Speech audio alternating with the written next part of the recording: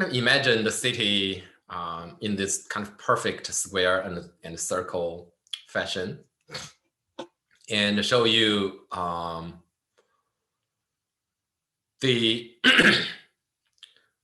it's the idea of utopia, was from a publication, and by Thomas More. And this is the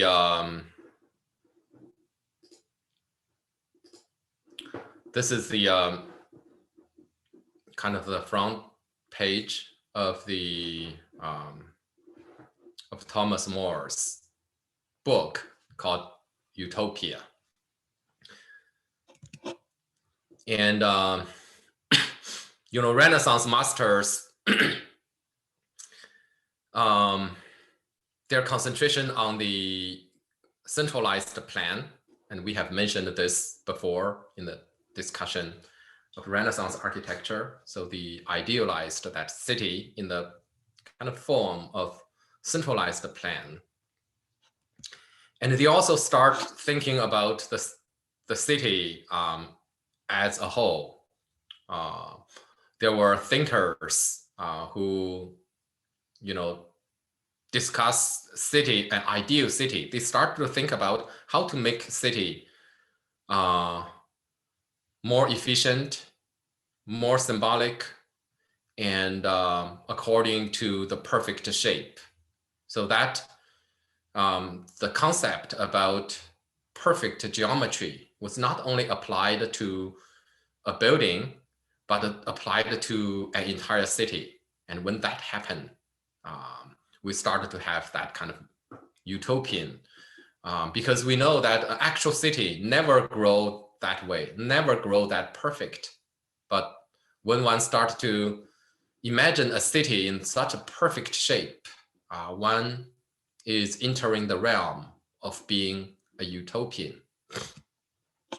So that imagination in the urban scale was not only reflected in design, but also reflected in literature. So the heaven, the earth, and even hell were imagined kind of in this kind of perfect shape, like what is, represented in Dante's, great poetry.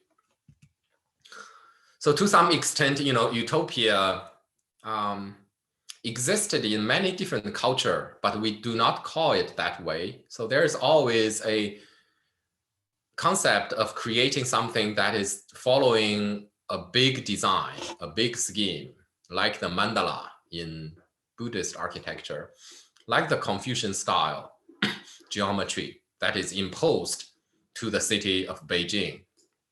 So to some extent, those are utopian. However, it is in Renaissance Europe, the idea was kind of summarized and stated in a very clear term, and it also is reflected in some actual design work.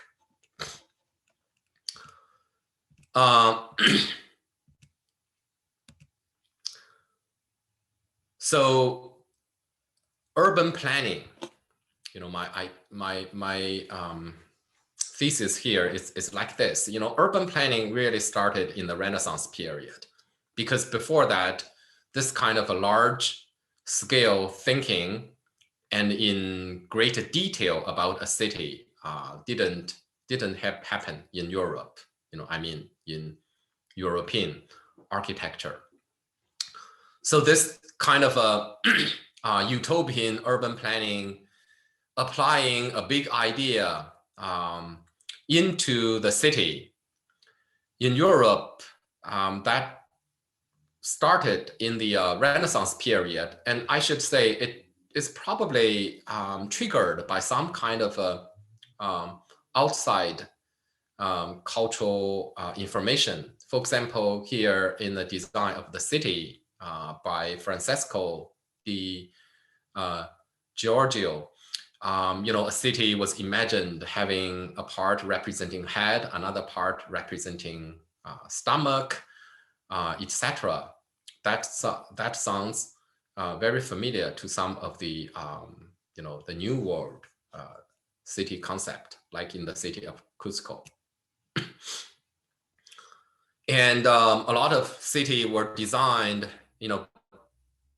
before the Renaissance period, some designed in those geometric shape, and that was for the purpose of defense. So these might also contributed to the imagination of a utopia.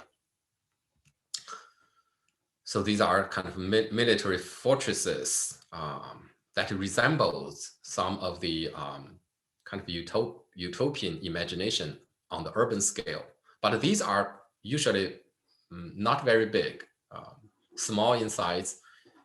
These are really in the size of a architectural complex, not a real city scale.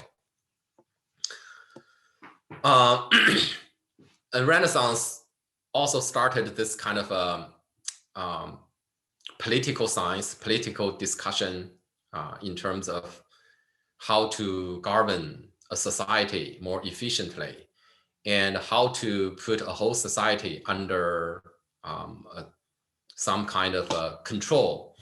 And utopia was also meant to impose control using physical form to a society. And the concept and the term comes from Thomas More, who published a book called Utopia. Thomas More, a very important Renaissance thinker who was executed and eventually was made a saint, declared a saint by the Vatican in 1935. So he coined the term utopia, right? Which is a word he made up. What is fascinating about his idea about utopia is that he was thinking very specifically, thinking about a society and a city in very specific term. And this is also the origin, I should say, one of the origins of Marxism and communism. So there is a lot of utopian idea in Marxism and communism. So he discussed state in very specific term. He started with criticizing the current European society of its inequality, persecution, suppression, and then he present what he considered as ideal. So he talked about wars, those were all criticism. And then he present what is ideal, and he called that utopia. So utopia as a society and as a kind of a city building take very specific form. Like it has a set size, and when it reached that size and population, a new colony would be constructed. So it is like a gene that can multiply itself and cover a whole continent. That was the utopia idea. It's big. It is very big. It was meant to reconstruct the entire human society and using standardized form of architectural environment, right? So these are some of the characteristics Thomas More imagined as an ideal utopian society.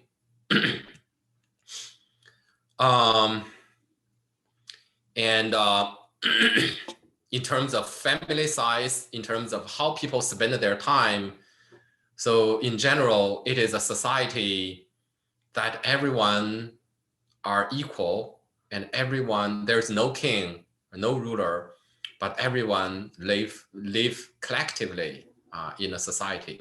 So which of course contributed to the idea of socialism and Karl Marx and communism had also borrowed a lot of idea from Thomas More's Utopia. So there are concepts about labor, about mass literacy, and so very idealized. So even today, we didn't reach that kind of ideal working condition and lifestyle. But there was also, of course, there's no private property. It's kind of against private ownership. And that also contributed to the socialist idea that eventually got momentum in the 19th century and early 20th century. So that system, kind of creating a system for everything, represent the Renaissance utopian idea, which also had profound impact in future development in the 17th century, in the 18th century, and the 19th century. For example, Robert Owen, inspired by the utopian idea, came to the New World trying to build a society like that. So there were a lot of experiment, social experiment, trying to implement utopian idea, creating model society, and that, of course, failed. Owen's experiment failed.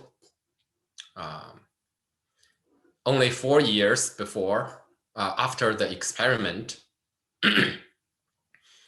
because people were not that selfless.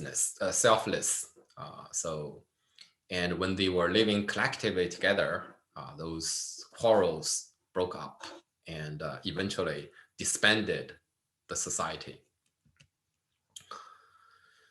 To some extent, this is the point I want to make. Modernism,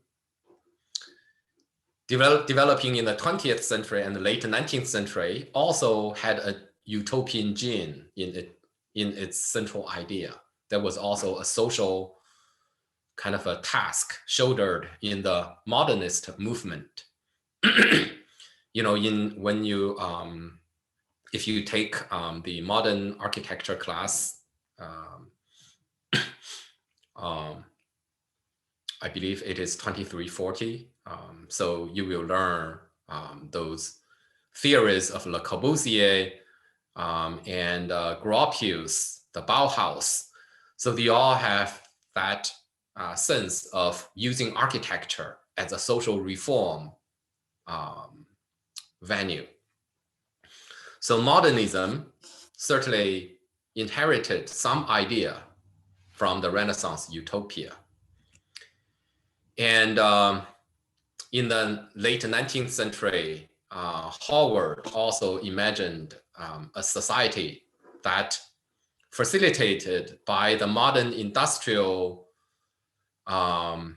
technology, creating those perfect living environment where cities are divided by endless green land. So those urbanized area coexisted harmoniously with parks connected by railway and those satellite city and a central nucleus city, and that the garden city ideal was a kind of a post-industrial development of the utopian idea. And in the beginning stage of modernist movement, there were a lot of utopian concept that was meant to create modern architecture representing the future of humanity, and kind of disregarding specific local situation, imagining the whole world can be the same. And that idea is pretty much, coming from the Utopia, from the Renaissance period. And, finally, those socialism first, accomplished in the Soviet Russia, and Soviet Russia collapsed in the 1990s. And then, it succeeded in China in the mid 20th century. And today, China still claim as being, socialism. So it is not an isolated phenomena. It is connected to those international movement, and the Renaissance Utopia buried the seed for those kind of a great imagination about human future, and they did not always end well. So just like Robert Owen's failure in his construction of Utopia City in the New World, I think sooner or later, socialism will end in China too. So the end of Utopia, I think, is symbolically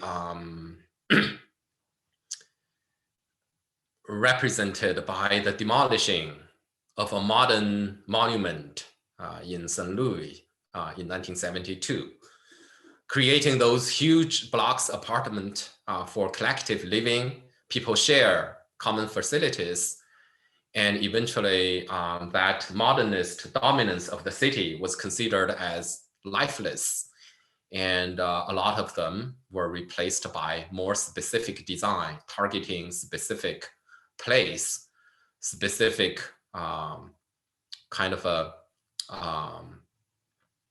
genius loci, that is the spirit of a site. So Utopia was kind of creating an idealized diagram, and it was meant to implement throughout the world. And that is pretty much part of the modernist movement. And postmodernism was the opposite. And the demolishing of the building by Yamasaki is a very symbolic moment in the transition from modernism to postmodernism.